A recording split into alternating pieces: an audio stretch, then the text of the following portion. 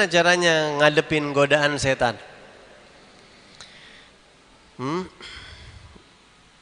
Udah sering dibahas itu. Ana rasa antum udah sering dengar tips ngadepin setan gitu ya. Tips ngadepin setan itu ana rasa antum udah sering dengar pembahasan-pembahasan itu dari para habaib, para mubaligh. Tapi enggak apa-apa. Kita ulangin biar tambah mantap. Al-Imam Al-Ghazali menyebutkan di dalam kitab Minhajul Abidin kalau nggak salah, dan juga kitab-kitab yang lain. Bagaimana cara ngadepin setan, ngelawan setan? Ente ngelawan setan nggak bakal kuat karena dia lebih pintar daripada ente dan lebih berpengalaman daripada ente. Ente mau lawan setan nggak bakal kuat ente. Jagoan dia, bisikannya, wah. Ente tahu sales? Kita tadinya nggak mau beli jadi beli, saking pinternya ngomong. Itu baru sales. Yang bukan nggak jelek ya, nggak jelek, orang dagang nggak apa-apa. Tapi itu gambaran bahwasanya hati kita bisa berubah-berubah. Ini tapi Pak, ini begini. Apalagi ditambahin pernak-pernik. Apalagi ada salesnya yang wadon pakai baju ngablak, tambah kagak enak tuh laki begitu. Apalagi bapak, wah masya Allah, gitu-gituin tuh. Yang bangsa kita terus gengsinya keluar, kagak enak. Masa gue jadi kayak orang kagak punya duit, begitu tuh akhirnya. Akhirnya jatuh beli. Ya, kalau itu jelek, kalau yang ngablak-ngablak begitu jelek, dicari sales-sales yang menarik begitu. Suruh dandan dan suruh itu baru sales, ente bagaimana? Setan lebih hebat ente cara ngomongnya, godanya, bisikinnya begitu. Dia nggak kena, dia tahu ini orang nih nggak kena pakai judi, digodain judi nggak bakal mau dia. Setan udah tahu titik kelemahan kita nih, orang kenanya pakai cewek nih, godain pakai cewek. Tahu nih pakai cewek kagak kena, pakai apa? Duit, kenanya nih, pakai duit nih orang kenanya nih, pakai duit. Udah tahuan dia sama kita. Jadi kalau kita disuruh ngadepin setan, bisa kita susah ngadepin setan berat. Karena dia udah sumpah dan dia tahu cara-caranya dan dia punya kelas-kelasnya gitu ya. Jadi kata ulama bagaimana cara ngadepin setan? Cuma satu cara udah. Yaitu minta perlindungan sama Allah, udah nggak lagi. Nggak ada selain itu. Ya. Minta perlindungan sama Allah. Mungkin terbesit tuh di hati kita. Sesederhana itu, Beb. Sederhana amat. Kirain apa kali amalannya begitu ya. Cuma minta perlindungan doang. Yakin apa minta perlindungan doang? Lah, kata Imam Ghazali ngasih perumpamaan kalau ibarat setan itu anjing nih, bulldog atau herder. Anjing apa tuh yang galak banget. Nanti mau lawan dia misalnya ya. Ini bukan anjing-anjing yang lucu kecil-kecil, bukan, setan nih. Anjingnya gede yang buat udah nggak bakal kuat kita ngadepin dia. Ente mau lawan dia, kalah ente. Dia hanya takluk hanya kalau tuannya manggil. Kalau ente dilindungin sama tuannya. Dia lagi gonggong-gonggongin kita bilang, Pak, ini anjing Bapak. Blacky misalnya. Berhenti dia. Nunduk. Takut.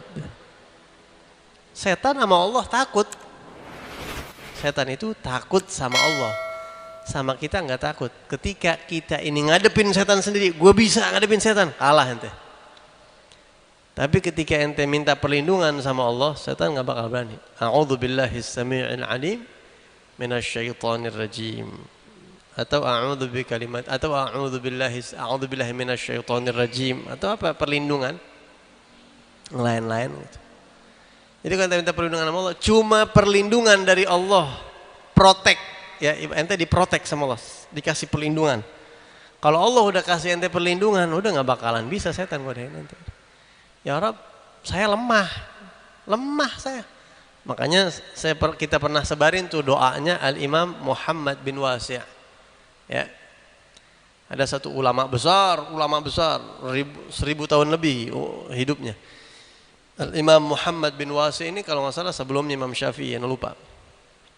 Atau sesudahnya, atau di zaman Imam Syafi'i. Nggak jauh dari zaman Imam Syafi'i, 1000 tahun lebih. Beliau ini kena was-was. Jadi kalau wudu kadang kena was-was. Kayak ada anggota tubuh tertentu yang belum kena was-was. Akhirnya beliau diilhamin sama, ini ulama besar, wali. Diilhamin sama Allah doa yang bunyinya apa? Allahumma innaka salatta alaina aduan basiran bi'uyubina. Ya Allah, Engkau sudah kadung memberikan kekuasaan, kewenangan kepada musuh yang bisa ngelihat kita, yang tahu kekurangan-kekurangan kita. Dia bisa nguasain kita dan kekuasaan itu dengan izin Engkau. Ya, Allahumma innaka salatta alaina aduan basiran bi'uyubina. Muttali'an ala auratina. Dia bisa ngelihat kekurangan-kekurangan kita ya Rabb. Yarana huwa wa gabiluh min haitsu la narahum. Dia dan rombongannya bisa ngelihat kita, kita kagak bisa ngelihat dia. Kan berapa itu musuh begitu kuat ente ngadepin musuh kayak gitu. Ini musuh bisa nguasain kita, tahu kekurangan kita, dia ngelihat kita, kita nggak ngelihat dia. Bisa nggak ente ngadepin musuh kayak gitu? Nah kalau perang ente ngadepin orang kelihatan fisiknya, ini dia nggak ngelihat, dia ngelihat kita, kita nggak ngelihat dia, tahu kekurangan kita, ya, dan dia bisa tahu cacat aib kekurangan kita di mana aja. Ya, Allahumma innaka sallata alaina aduan basiran bi'uyubina muttali'an ala auratina yarana wa gabiluhu min haitsu la narahum. Allahumma fa'ayyizhu minna kama ayyastahu min rahmatik. Ya Allah, saya minta bikin setan itu putus asa nggodain saya sebagaimana kau bikin dia putus asa mengharapkan rahmatmu. Kalau engkau yang jadiin, jadi ya Rabb. Wa gannithu minna kama gannattahu min afwik. Bikin dia putus asa untuk godain kami sebagaimana kau buat dia putus asa dari minta maaf kepadamu. Kau nggak bakal maafin dia. Setan masih ada harapan nggak minta maaf sama Allah? Ngarap rahmat Allah nggak ada, udah putus asa setan. Bikin dia begitu buat godain saya ya Rabb. Wa ba'id bainana wa bainahu kama ba'adta bainahu wa bainal jannatik. Dan jauhin saya, kami dari dia sebagaimana kau jauhkan dia dengan surgamu. Innaka ala kulli syai'in qadir bi rahmatika ya arhamar rahimin. Allah ilhamin doa. Jadi orang soleh itu kalau kepikiran mikirinnya yang baik-baik. Jadi Allah ilhamin doa begitu, tulis. Habis begitu beliau mikir doa begitu sama Allah ditulis, iblis datang katanya. Ya Muhammad bin Wasi'. Wahai Muhammad bin Wasi', tolong ya, saya mau minta satu permintaan. Saya janji saya nggak bakal godain kamu. Kamu aman. Tapi dengan syarat, itu doa jangan disebarin. Ente aman, ana nggak bakal godain ente lagi. Kata Imam Mahadun Nasi, ana bakal sebarin nih doa. Ana bakal sebarin doa ini. Terserah ente mau ganggu ana. Begitu. Tapi setan sekarang lagi ngodain, mudah-mudahan di jamaah jangan pada ada yang nyatet, jangan ada yang baca, jangan ada yang hafal, begitu tuh kata setan tuh. Gimana caranya jangan pada yang baca ini? Udah kepalang bocor tuh doa gitu ya. Tuh doa bocor nih ke malam Jumat nih. Kata setan, iya dibahas pisan tuh doa, kita kira udah lupa lagi gitu. Anda dapat doa ini waktu ikut seminar sama Habib Umar bin Hafid puluhan tahun yang lalu, lebih dari 10 tahun yang lalu. Masih belum rame kayak sekarang orang. Kita ikut Habib Umar dari tahun 98. Habib Umar datang ke Indonesia, ke Dalwa dulu. Kita ikutin gitu. Habib Umar ada di mana nih sekarang? Di Anu. Nggak banyak, jamaahnya segini deh nih paling. Ya, nah di situ Habib Umar ngejelasin doanya Imam Muhammad bin Wasi'. Oh ajib, ana bilang. Ana baru tahu doa itu.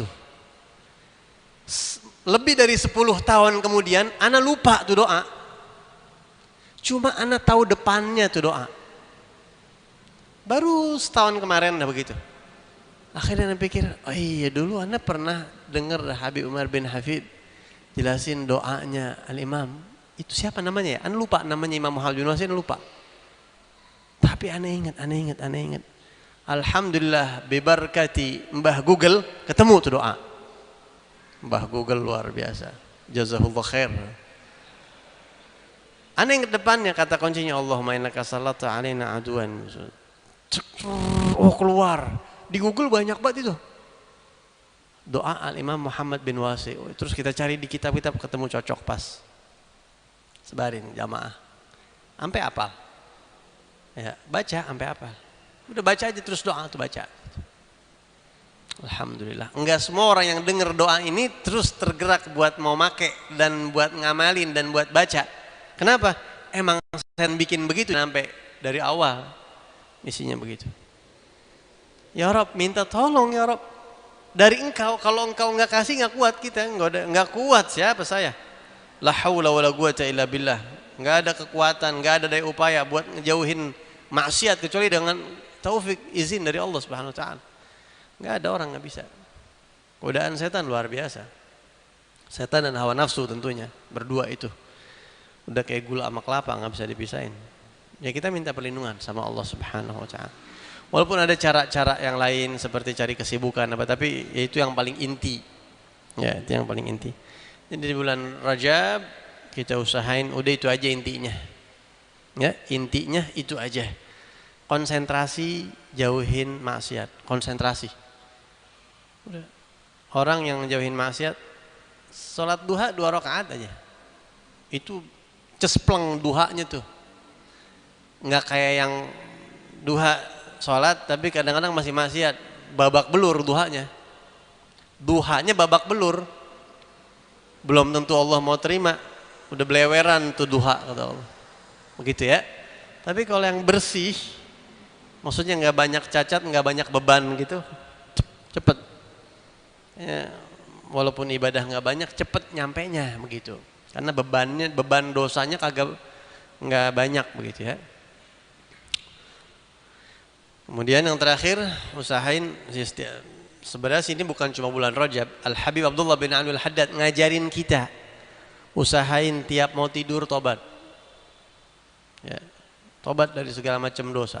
Karena kita nggak tahu kita bakal bangun lagi apa kagak. Usahain setiap mau tidur tobat ya Allah tobat. Terus kalau bisa seperti Habib Ali Al-Habsyi juga mengatakan umi ana ngajarin ana kalau ada orang yang gibahin ente, ngatain ente, pas mau tidur ente ridhoin mereka semua supaya ente tidur dalam keadaan jiwa ente bersih, nggak ada belenggu buat muslim, nggak ada idmar buat muslim ghish gitu ya. Udah ya Rabb saya minta ampun dan semua orang yang salah sama saya, ngatain saya, yang gibahin saya di belakang, semuanya saya maafin ya Rabb. Saya tidur mau dalam keadaan salimul bal, hati saya salim, selamat tidur dan usahain begitu. Ya. Jadi itu aja dan insyaallah selama bulan Rajab mulai malam Jumat besok kalau nggak ada halangan insyaallah kita akan bahas seperti dulu yaitu hikmah daripada Isra Mi'rajnya Rasulullah tiap malam Jumat. Jadi kita nggak baca kitab lagi udah ini sampai penutupan. Jadi selama 1 bulan kita bakal bahas Isra Mi'raj udah. Ya. Perjalanan hikmahnya, perjalanan lanjutan hikmahnya, cuplikan-cuplikannya aja mungkin, soalnya kalau nggak begitu terlalu panjang ya.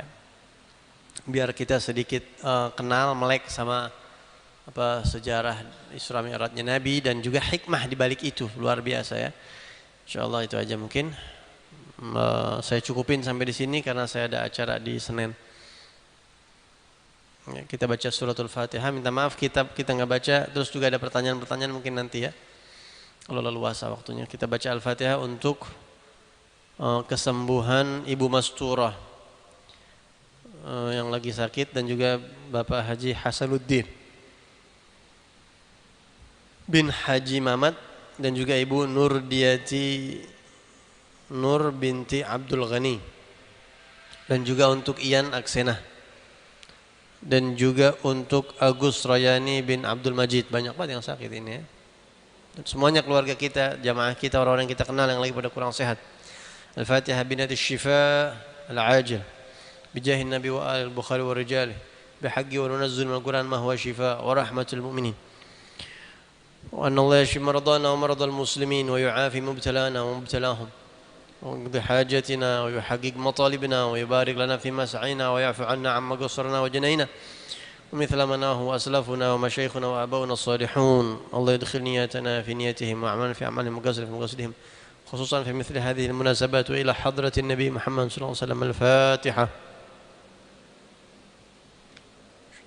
بسم الله الرحمن الرحيم.